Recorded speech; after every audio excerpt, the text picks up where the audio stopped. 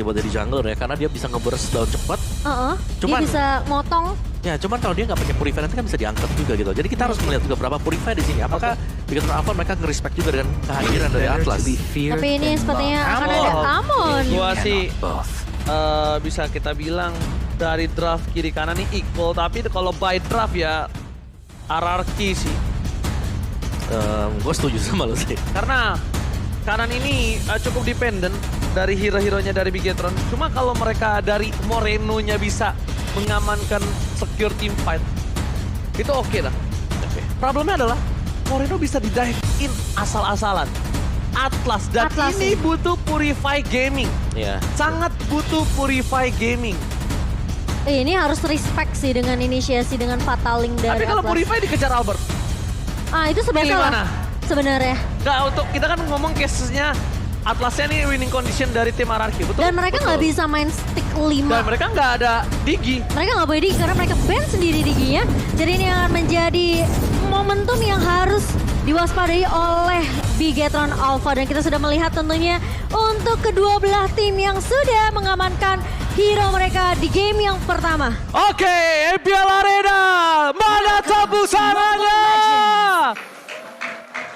Sebuah match yang sentimen untuk kedua belah tim.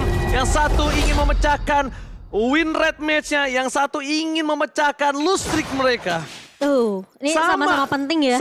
Sama sentimen, dan bahkan kita bisa lihat sendiri gimana para pemain dari kedua belah tim ngedraft dengan sangat baik, dan jujur dari komposisinya nggak terlalu timpang.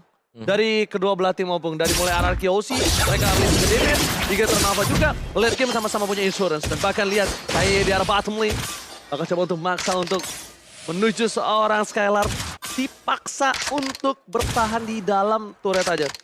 Tapi kita punya talent prediction by Ox di game pertama. Semua para caster lebih mungkin bisa bilang dominan ke arah draft dari Arkihosi di sini. Ini untuk buat kalian semua yang bertanya, ini talent prediction by apa? Kita sekarang udah by draft. Iya, by apa yang draft. terjadi langsung kita prediksi sesuai draft yang terjadi. Dan bahkan para pemain tim Bigetron Alpha kali ini nampaknya juga harus mulai jangan terlalu terburu-buru ke arah Skylar, karena mungkin pergerakannya udah mulai tercium oleh seorang Finn. Iya, dan juga tadi dari Max sendiri dia pakai Blood Retribution ya. Berarti nggak bakal ada nanti efek tambahan movement speed. Seperti dari Ice Retribution, misalnya dia pakai Ice Retribution. Iya, tapi kali ini Ki yang menurut aku memegang peranan penting juga sih kalau di awal. Gimana caranya dia bisa ngepok-ngepok ke arah seorang Skylar yang kali ini harus mulai berhati-hati. Smoke bomb-nya sudah mulai di pop up, namun Ki hanya memberikan poke damage aja ke arah seorang Skylar. Gak mau terlalu overcommit juga dari seorang Ki kali ini. Hanya mencoba untuk memberikan informasi yang lebih akurat sih menurut aku dengan Natalia di tangan Bigetron Alpha. Dia bisa rotasi cepat juga ke area midnya kali ini, di mana Finn terpaksa menggunakan flicker untuk mundur terlebih dahulu dan tidak mau terpick off oleh pemain dari Bigetron Alpha di area midnya. Ya, apa yang membuat Arkeosis sedang terdesak sekarang adalah dengan adanya Natalia. Nah itu. Setiap kali dia menghilang, dia gak ada di minimap. Dari Skylar harus turret. Ini harus turret sih, tapi kali ini lihat di area turtle-nya. Dari seorang Albert coba untuk masuk ke area depan, dan bahkan dari Bigetron Alpha mereka masih bisa untuk mengamankan satu buah turtle yang sudah mulai dipok begitu saja. Tapi Max ini udah mulai serem juga sih tadi. Dan dari Endless Shot-nya memang belum mulai, tapi dari Finn menarik dengan satu buah Fataling ke arah seorang Ki. Dan tumbang first blood diamankan oleh seorang Clay kali ini. Wow, itu memang ya, ketika nggak ada Purify, ini lagi dan lagi Bigetron Alpha. Memang sebenarnya karena Atlas yang sudah di-pick sama Arkihosi, ini jadi mahal dari segi spellnya kok. Ya, apalagi Atlasnya udah nginjak di level yang keempat. Oke lah, level 1 juga.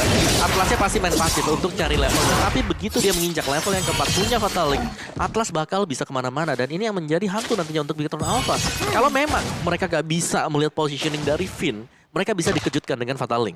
Iya, itu dia jadi PR utama ya dari Bigetron Alpha. Mereka harus peka lah sama setidaknya rotasi dari seorang Finn ini. Karena posisinya menurut aku juga Arkihosi mereka sama-sama peka dengan keberadaan seorang Ki ini yang tidak terlihat di map. Ya, dan juga dari emblem Bigetron Alpha sekarang full penetration.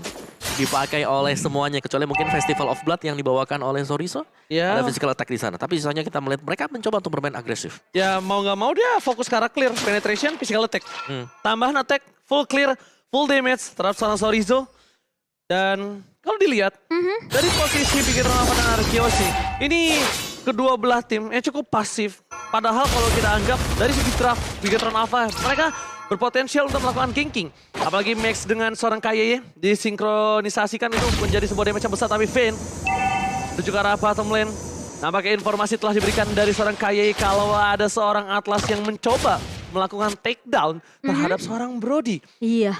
Ini Udah punya remote manipulation. Yes, benar Mochen. Ini bisa aja membalikan keadaan ketika teamfight coba dibuka oleh Bigetron Alpha. Sementara Chorizo bahkan memotong terlebih dahulu nih untuk landing minionnya.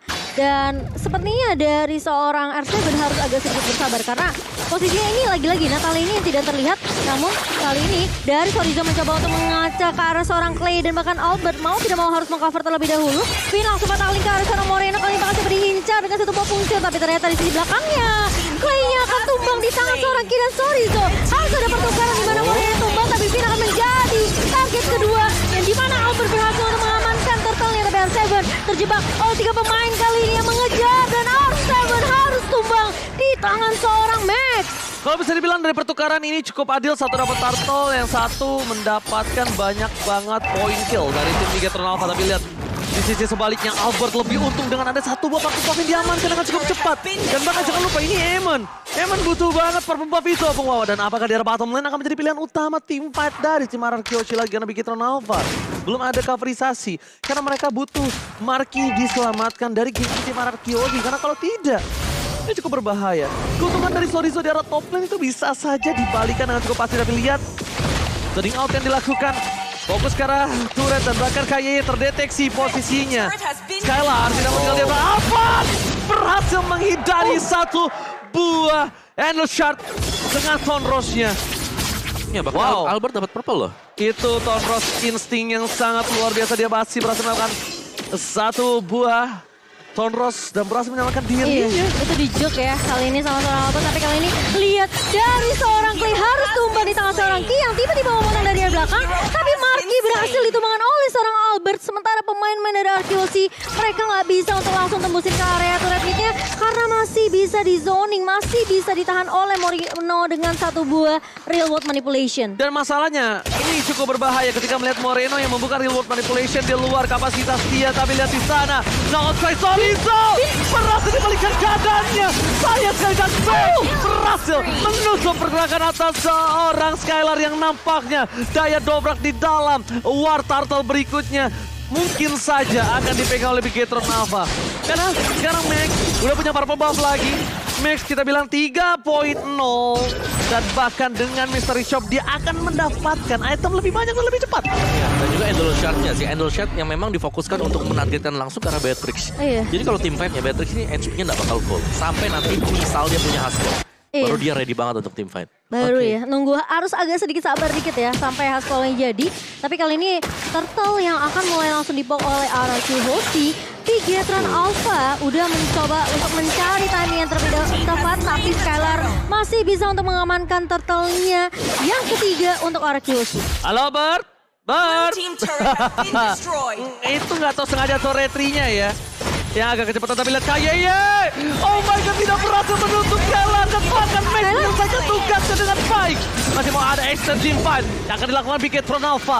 KYY hampir saja ada kerugian tapi ternyata Max berhasil menutup kesalahan yang dibuat Bigetron Alpha. Padahal kalau tadi KYY tertumbang aja dan tidak ada Bartan itu rugi banget. Ini soalnya Skylar udah tumbang 2 kali. Ya, Skylar bertumbang 2 dan itu bagus banget. Chorizo dapat menyelamatkan dirinya sendiri. Dash ke arah belakang dan cutting dari Chorizo. Kalau bisa gue lihat, Chorizo gameplaynya berubah loh, Pung. Dia yang biasa laning push aja, dia tadi udah mulai gunting-gunting. Iya, dia udah mulai potong-potong ya. Udah mulai gunting-gunting dia di Udah sini. mulai potong-potong dan itu justru yang mungkin cukup dikejutkan ya untuk Arkeoshi karena dia nggak nyangka ternyata datangnya itu dari arah blind spot yang tidak diduga oleh Arkeoshi. Ya. Sementara untuk itemnya nih kok. Dari Max dengan Shadow Twin Blade ya, jadi bukan mungkin untuk second itemnya ke arah dari Feather of Heaven. Dia memilih Shadow Twin Blade, jadi bakal ngasih damage yang besar nanti untuk second damage-nya. Dan yang menjadi sumber permasalahan di sini Ice Queen One yang sudah dibeli kali ini oleh Moreno. Jadi tim fight-nya dari Bigetron Alpha mereka udah punya. Tinggal bagaimana cara mereka akan menjaga positioning untuk menghadang Albert. Biar Albert gak terlalu cepat untuk ke backliner dari Bigetron Alpha. sekarang yang aku lihat sih Kayeye menjadi salah satu winning condition bagi The Bigetron Alpha. Kenapa? Karena dia dengan Max ini sangat-sangat sebuah hero yang sinkronisasi kalau align. Kalau mereka jadi satu tujuan, satu target ini bisa menumbangkan siapapun. Tapi Kayeye dengan informasi dan lihat langsung terpaut jauh. Sorry di belakang terlalu dalam. Skylar? Tidak bisa ditumbangkan kali ini. Tapi lihat banyak soft skill yang telah dikeluarkan oleh tim RRQ Hoshe. Dua ultimate telah keluar. Apakah Bigetron yang berani memancing keributan di arah Lord terlebih dahulu? Atau bahkan mereka harus menunggu semuanya netral kembali? Mereka menunggu semuanya tidak ada team fight dan laning phase akan coba didorong. Dari komposisi turret, mereka kehilangan satu buah turret dari Bigetron Alpha. Iya, dan posisi dari Skylar ini yang cukup berbahaya karena dia diincar tentunya oleh dua pemain dari Bigetron. Tapi R7 akan tumbang di tangan seorang Max dengan endless shot-nya. Sementara Kiyoshi mereka harus mendapatkan pertukaran. Tapi kali ini lihat dari seorang Kinya. Maka coba ditahan, Clay bakal coba dikejar. Skylar berhasil untuk menumbangkan Ki dan bahkan fataling dari seorang Finn. Memberikan pergerakan ke arah seorang Marky yang harus di stop. Dan setidaknya dari RRQ Hoshi mereka harus mundur karena Lordnya ini berhasil diambil oleh Bigetron Alpha. Yes, itu masalah pencatatan bakat Peter Sakat Sarisa. Pemilihan boost yang cukup baik dan tepat menimbulkan satu buah harta karun yang mahal. Lihat, Pin ditumbangkan, Lord didapatkan, Bigetron owning 1000 gold. Dan bahkan tetap akan terus bertambah selama Lord masih di tangan mereka. Apakah mereka mampu melakukan laning base dan bakal kalau bisa inner turret yang dimiliki dari RRQ Hoshi mereka harus grogoti. Ya, mau gak mau juga sih RRQ Hoshi mereka udah hilang dari Lordnya. Objektifnya sekarang bakal diambil oleh Bigetron Alpha. Dan untuk team fight-nya, ini RRQ Hoshi mereka nggak bisa sendiri-sendiri lagi. Ada Ki, ada burst damage dari Endless Shard, punya Amon. Oh, tapi R7 akan tumbang lagi di tangan 4-3 pemain di area bawahnya. Dan Lord yang harus ditahan oleh RRQ Hoshi di area atas ini kok. Oh my god, ini bukan hal yang baik ketika Albert bakal di zoning out dari segi purple buff-nya. Dia cukup membutuhkan purple buff itu. Lihat Skylar, Brandon Rabatinya miss. Kali ini belum masih melakukan siapapun. Tapi lihat tertanda seru di atas pala dari seorang Albert. Membuat seorang Albert agak sedikit kesar-kesir. Dan lihat para pemain tim Bigetron Alpha. Satu buah Lord yang berhasil mereka curi. Langsung mendapatkan 3000 gold difference yang nampaknya mungkin ini akan membuat side laner RRQ Hoshi ketar-ketir. Kenapa? Karena ini keuntungan untuk Max yang cukup jauh 5 poin jauh tanpa terpick off. Iya. Jadi dari segi item unggul jauh di atas Skylar. Ya aku bisa bilang Bigetron Alpha di sini mereka main burst damage. Dan itemnya Shadow Twin Blood, ada Holy Crystal, Winter juga udah selesai loh sekarang. Dan ini Divine Glaive bisa jadi adalah item terakhir untuk Max. Ya makanya ini yang harus diperhatikan sama seorang Skylar. Dia juga mungkin agak sedikit dilema apa yang harus dia buat. Mungkin kalau menurut aku dia butuh Athena dan juga dia butuh satu buah WON untuk posisi seperti ini ya. Defensif dulu ya. Dia butuh Athena untuk burst damage, dia butuh dari Moreno, tapi dia juga butuh defensive terhadap physical damage atas Brody. Dan RRQ Hoshi ini masih memiliki kesempatan untuk melakukan sedikit counter attack. Karena winning condition mereka adalah Atlas. Iya benar, mereka harus nunggu momentum yang pas banget dan di follow up sih dari RRQ Hoshi sendiri. Jangan sampai dengan Fataling yang udah dapetin momentum untuk RRQ Hoshi, ini gak ada follow up damage-nya. Bigetron Alpha, kita tahu mereka punya Talia, mereka punya Amon juga yang bisa ngilangkan. Makanya ini pergerakan dari Bigetron Alpha yang menurut aku mereka sneaky picky banget. Mereka bisa datang dari area blind spot, mereka bisa nabrak dari area belakang, dipotong begitu saja oleh Bigetron Alpha. Iya, tapi jangan lupakan juga bahwa hero yang dipilih oleh Bigetron Alpha itu lagi bisa memberikan burst damage. Iya. Dari Natalia, dari Amon, dari Pakito ini bisa nge-burst banget. Dan harusnya mereka udah mau gak mau, mereka harus bisa combo 5 sekarang. Kalau masih ke pick off 1 demi 1, ini keunggulannya jauh nantinya untuk Bigetron Alpha. Karena mereka ngegulungnya dari sana tadi. Mereka dapetin momentum, mereka dapetin peluang dari pick off. Satu tumbang, langsung ada objektif lain yang bisa didapatkan oleh Bigetron Alpha. Iya, tapi ini Lord yang kedua yang akan menjadi Lord cukup mahal. Kalau RRQ Hoshi mereka nggak bisa dapetin Lord ini, mereka nggak akan bisa buying time lebih lama lagi untuk ngereset, untuk dapetin momentum dari seorang Finn. Tapi kalau mereka bisa bait dan manfaati dengan Fataling yang bagus dari seorang Finn, ini mungkin akan jadi sedikit cerita yang berbeda untuk RRQ Hoshi. Tapi kalau Bigetron Alpha, Almos, itu anginnya doang kedengaran, tapi lihat Marky di depan sana bakal coba ditangkap dan bahkan diberhentikan pergerakannya. Fatalina bahkan hilang dengan cepat, tapi Winter ternyata gak save. No, ternyata Winter gak save gede. Moreno menjadi pilihan utama. Tidak ada cover. Kayaknya terperangkap. Tepakan. 4 hilang. Looking for wipeout. Ini bencana. Triple kill didapatkan dan bahkan Bigetron Alpha mereka terkena wipeout. Mencoba untuk fokus menuju ke arah base-nya. One strike push Israel kah? Araki Oshi. Fokus ke arah base turret. Mencoba ditahan dari segi damage R7 dan 3 hari sempat. Tukar ke Somai ke Jemur Squad. Oh my